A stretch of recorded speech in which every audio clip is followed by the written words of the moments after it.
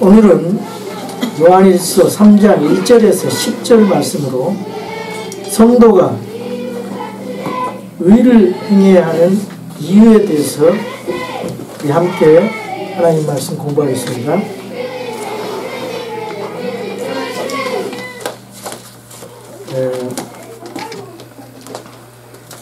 하나님께로 태어난 자는 죄를 짓지 않는다 그랬습니다. 그리고 의를 행한다 그랬습니다. 그래서 이 성도는 의로운 인격을 가져야 돼요. 하나님 본성에 참여한 자가 됐다 그랬으니까. 그리고 그 인격을 통해서 의를 행해야 됩니다. 그것이 성도가 하나님 앞에 해야 될 일입니다. 여기 그 3장 10절에 보면은 하나님의 자녀들이 나오고요. 그 다음에 마귀의 자녀들이 나옵니다. 구분을 해놨어요. 이 세상 사람들은 딱 두 가지로 나뉘죠. 인류는 하나다 그런데 하나가 아니고 하나님의 자녀와 마귀의 자녀로 나눕니다. 예수 그리스도로 인해서 구원받은 사람은 하나님의 자녀, 그렇지 못한 사람은 마귀의 자녀라고 말이에요. 그 거짓의 앞에 마귀. 요한복음 8장 44절 볼까요? 요한복음 8장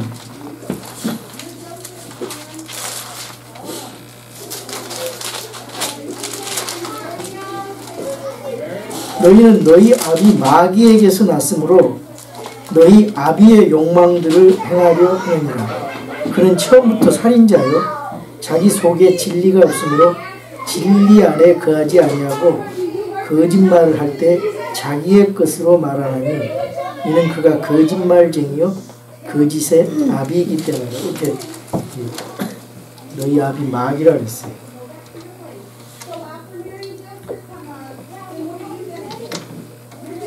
여기 그 요한일서 3장을 보면요, 살아계신 하나님과 우리 성도가 교제해야 된다 그런 내용이거든요. 근데 여기 앞에 부분은 의에 대해서 강조를 하고 있고, 또 11절부터 24절까지는 사랑을 강조하고 있습니다. 사랑을 강조하기 전에 의를 말씀하고 있죠. 성경은 그 의가 있는 사랑을 가르치고 있습니다. 사랑은 거룩함이 들어있는 사랑입니다. 그래서 고린도전서 13장을 보시면요, 고린도전서 13장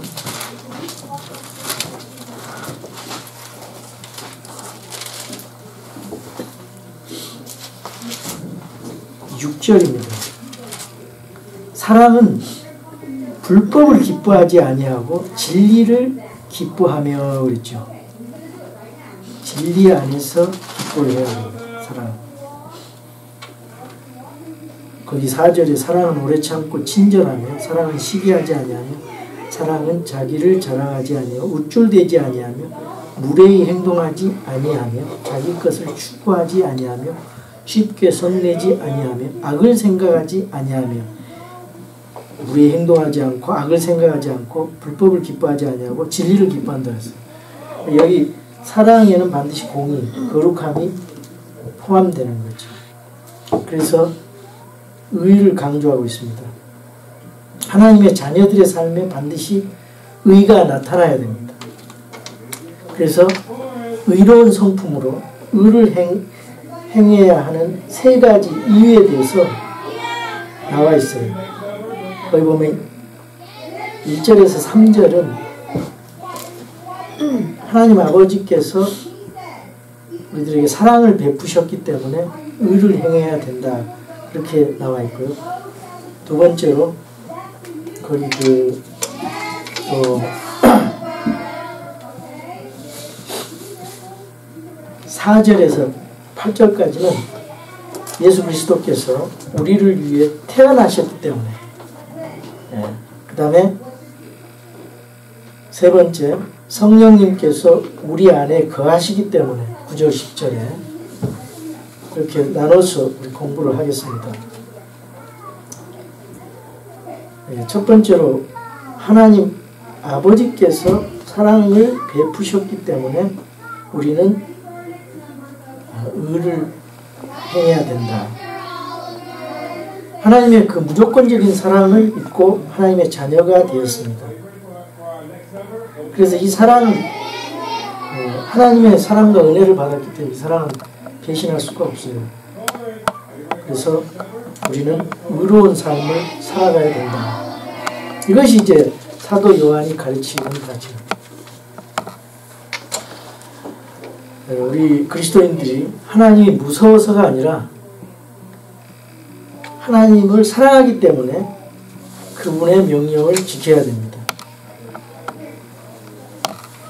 여기 그 4장 18절에 보면요, 우리가 삶을 살아가는 그 동기가 하나님을 사랑하기 때문에 살아가는 거예요.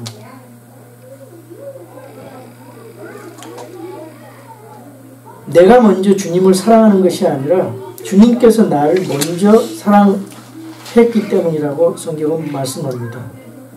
그것은 하나님께서 우리에게 사랑하시는 그 사랑은 아가페적인 사랑, 무조건적인 사랑입니다.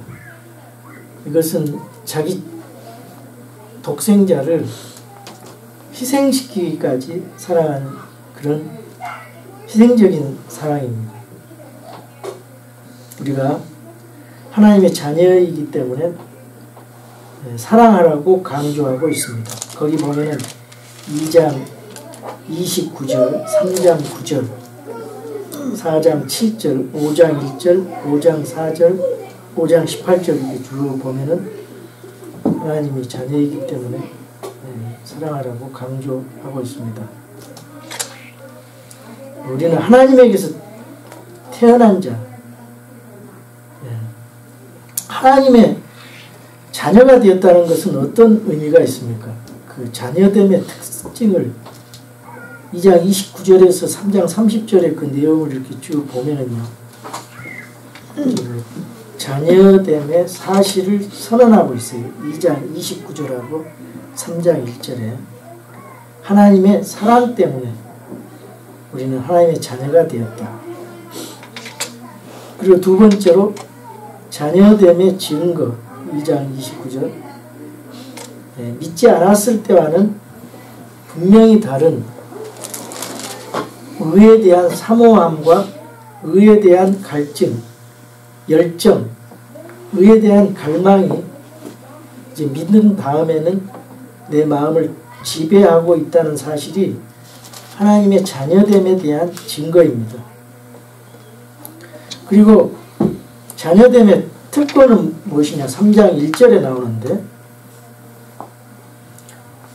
그것은 하나님의 애정의 대상이다. 여러 우주 만물을 하나님께 창조하셨지만 우리 인간에게, 그리고 예수님을 믿는 그 사람들에게 그것이 하나님의 애정의 가장 사랑하는 대상이라는 거죠. 그리고 이제 그 네 번째로 자녀됨의 신비 3장 1절에 나와 있습니다.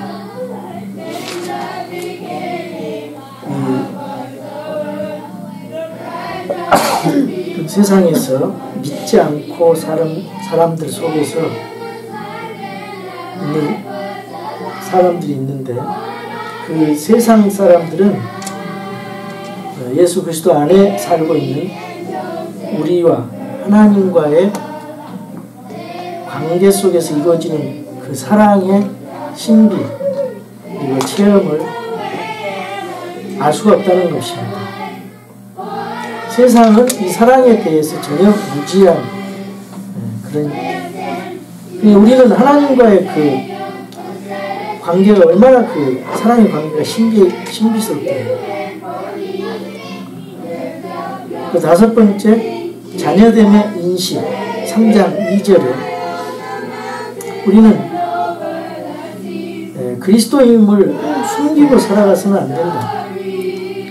우리 그리스도인들은 담대히 세상에 우리가 그리스도인이라는 걸 드러내야 된다. 그리스도인이라고 하면서 그리스도인답지 않게 사는 것보다 차라리 그리스도인이 아니라고 하면서 그리스도인답게 살겠다.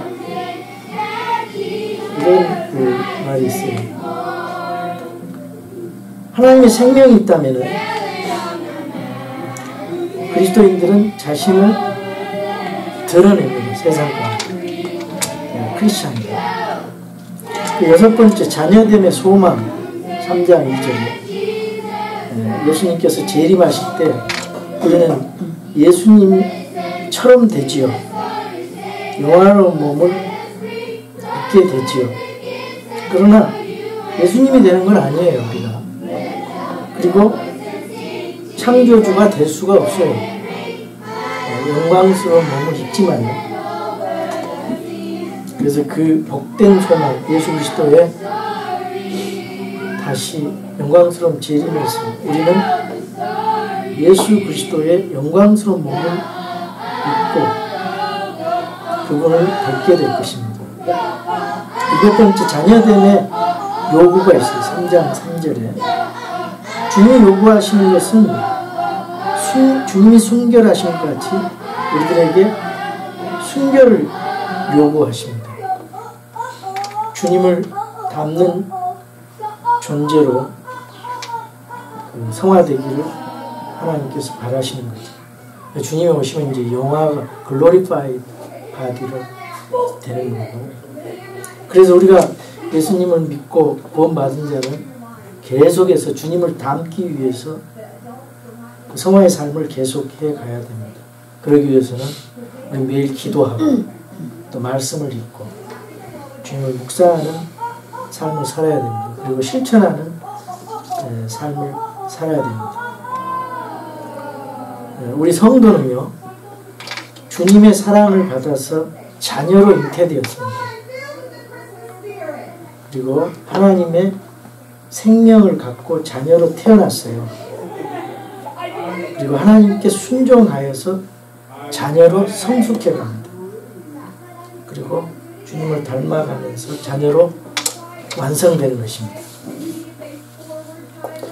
우리 1절에서 3절을 오늘 제가 말씀드린 것을 생각하면서 한번 또박또박 읽어보겠습니다.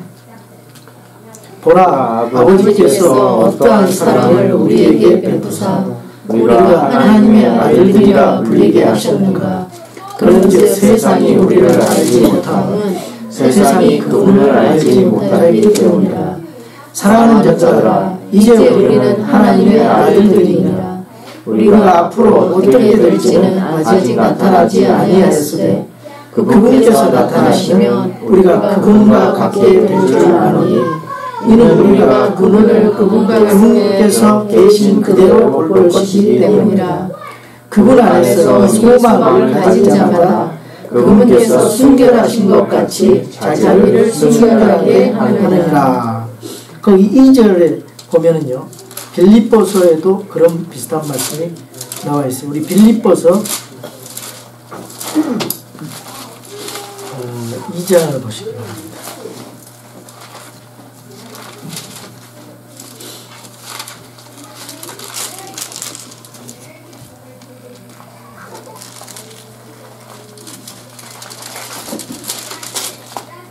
빌립보서 3장 21절. 빌립보서 3장 21절입니다. 우리 함께 읽겠습니다. 그분께서는 모든 것을 자기에게 복종시킬 때 사용하는 능력을 발휘하사 우리의 천한 몸을 변화시켜 자신의 영광스러운 몸과 같게 만드시리라. 언제 그러냐면 데살로니가 전서 4장 16절. 데살로니가전서 4장 16절입니다. 우리 함께 읽겠습니다. 주께서 오령과 천사장의 음성과 하나님의 나팔 소리와 함께 친히 하늘로부터 내려오시니 그리스도 안에서 죽은 자들이 먼저 일어나고 그 뒤에 살아서 남아있는 우리가 그들과 함께 구름들 속으로 채어 올라가 공중에서 주를 만나리라. 그리하여 우리가 항상 주와 함께 있으리라. 네, 이 말씀은 변치 않는 말씀, 하나님의 말씀입니다. 앞으로 다 그렇게 glorified 받을 영원한 몸으로 우리가 변화될 것입니다. 자, 그러면 두 번째로 그리스도께서 우리를 위해서 태어났기 때문에 우리가 의를 행해야 된다고 4절에서 8절까지 나와 있는데, 우리 예수님께서 십자가에 죽으심으로써 우리의 죄 문제를 해결해 주셨습니다. 우리가 믿음으로 말미암아 죄에서 해방되었어요. 그리고 하나님의 자녀가 되었습니다.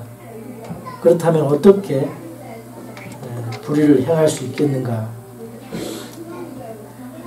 여기 5절에 보니까 우리 주님은 죄가 없으세요. 그리고 8절에 보면은 마귀는 처음부터 범죄했다고 그래요. 처음부터 죄를 지었다고 했습니다. 주님은 마귀의 일을 멸하시기 위해서 이 세상에 오셨습니다. 그 말씀이 어디 있죠? 히브리서 2장 14절 한번 보겠습니다. 히브리서 2장 14절.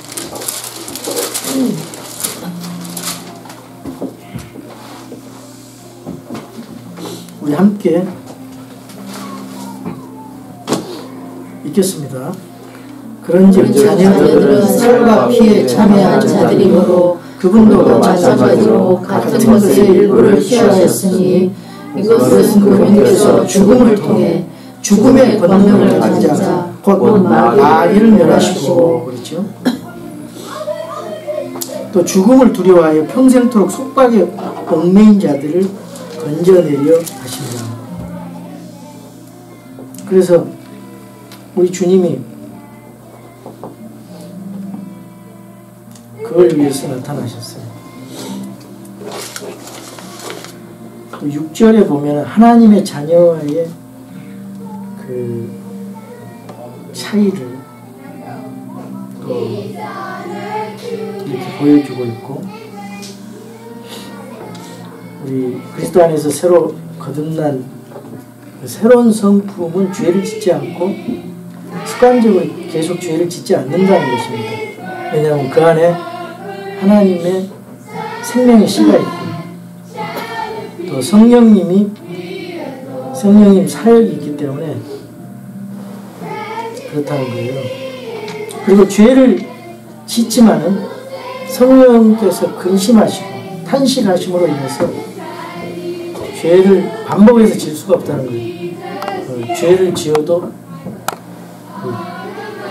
죄를 자백할 수밖에 없다는 것입니다. 그게 하나님의 자녀의 삶의 모습입니다. 근데 양심의 가책도 없이 계속 죄를 짓는다고 하면은 그거는 구원을 확인해 봐야 돼. 교회 나오면서도 계속 죄를 짓는다. 그럼 자신의 구원을 확인해 봐야 돼. 구원을 안 받았거나 구원 받았다고 착각하는 것이지. 이러한 의식이 없으면은 습관적으로 죄를 짓는 것입니다. 그 당시에 이제 그 영지주의자들이 그 이원론을 믿는 그런 사람들이, 영지주의자들이 영은 죄를 짓지 않고 육은 범죄한다, 이런 말로 생각하는 사람들이 있었어요. 그래서 자기 생활에 전혀 책임을 짓지 않고 범죄해서 도덕 폐기론자가 있었거든요. 그리고 자기를 또 고행하고 학대하는 그런 또 영지주의자들이 있었죠. 두 가지로 나타났습니다. 그래서 6절은 바로 그 영지주의자들에 대해서 요한이 공격하는 것입니다. 6절의 말씀이. 그리고 7절의 말씀처럼 성경 그 그 하나님 앞에 거듭난 자는 실절처럼 의를 행하는 자는 그분께서 의로우신 같이 의로워야 된다고 말씀하고 있는 거예요. 그걸 요구하고 있는 거예요. 그래서 이 영주주의의 그 악한 교리에 빠지지 말고 참 진리와 생명을 가지고 그리스도인의 삶을 입증하라고 경고하고 있는 것입니다. 우리 4절에서 8절까지 한번 또박또박 읽어보겠습니다. 누구든지 죄를 범하는 자는 율법도 범하나니 죄는 율법을 범하는 것이니라. 그분께서 우리의 죄들을 제거하려고 나타나신 것을 너희가 알거니와 그분 안에는 죄가 없느니라. 누구든지 그분 안에 거하는 자는 죄를 짓지 아니하나니 누구든지 죄를 짓는 자는 그분을 보지 못하였고 알지도 못하였느니라. 어린 자녀들아, 아무도 너희를 속이지 못하게 하라. 의를 행하는 자는 그분께서 의로우신 것 같이 의로우며 죄를 범하는 자는 마귀에게 속하나니 마귀는 처음부터 죄를 짓느니라. 하나님의 아들이 나타나신 목적은 이것이니 곧 그분께서 마귀의 일들을 멸하시려는 것이라. 세 번째로 성령님께서 우리 안에 거하시기 때문에 성도는 의를 행해야 됩니다. 9절에서 10절의 내용이 그건데요. 9절 보면은 우리는 그분 안에 거해요. 그분이 내 안에, 내가 그분 안에 거해요. 그것을 임패스의 관계라고 그래요. 죄를 우리가 습관적으로 지을 수 없는 것은 하나님의 시인 생명의 말씀이 거하기 때문입니다. 그리고 주님이 내 안에 계속 계시기 때문에 죄를 지을 수가 없고 성령님이 내 안에 계시기 때문에 우리가 예수님을 믿었다고 해서 부패한 성품 자체가 없어지는 거 아니에요. 근데 예수님을 믿는 순간 새로운 성품이 새 사람이 생겨가지고 두 가지가 갈등하게 되는 것이죠. 우리 안에 부패한 옛 성품은 그대로 있고 그리스도의 거룩한 성품이 동시에 자라나기 시작하면서 두 가지가 갈등하는 거예요. 그걸 이제 로마서 7장에서 사도 바울이 그렇게 이제 말씀하고 있는데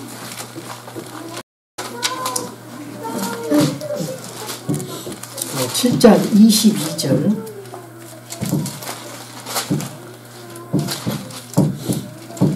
18절 한번 볼까요? 내 안에 곧 내 육신 안에 선한 것이 거하지 아니한 줄을 내가 아노니 원함은 내게 있으나 선한 그것을 어떻게 행할지는 내가 찾지 못하노라. 이는 내가 원하는 선은 내가 행하지 아니하고 도리어 내가 원치 아니하는 악을 곧 그것을 내가 행하기 때문이라. 이제 내가 원치 아니하는 그것을 내가 행하면 그것을 행하는 자가 더 이상 내가 아니요 내 안에 거하는 죄니라. 그런즉 내가 한 법을 발견하노니 곧 내가 선을 행하기 원할 때 악이 나와 함께 있는 것이로다. 우리 함께 22절부터 25절까지 읽겠습니다. 내가 속사람을 따라 하나님의 법을 즐거워하나 내 지체들 안에서 다른 법이 내 생각의 법과 싸워 내 지체들 안에 있는 죄의 법에게로 나를 사로잡아 가는 것을 내가 보는도다. 오 나는 비참한 사람이로다. 이 사방의 몸에서 누가 나를 건져내랴. 예수 그리스도 우리 주를 통하여 내가 하나님께 감사하노라. 그런즉 이와 같이 내 자신이 생각으로는 하나님의 법을 섬기되 육신으로는 죄의 법을 섬기노라. 우리 8장 1절 2절 계속해서 읽읍시다. 그러므로 이제 그리스도 예수님 안에 있는 자들에게는 정죄함이 없나니 그들은 육신을 따라 걷지 아니하고 성령을 따라 걷느니라. 이는 그리스도 예수님 안에 있는 생명의 성령의 법이 죄와 사망의 법에서 나를 해방시켰기 때문이라. 아멘.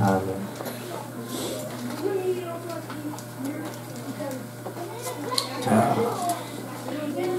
이렇게 우리 그리스도인들은 죄와 계속 새 성품을 가졌기 때문에 갈등하면서 옛 성품, 새로운 성품이 갈등하면서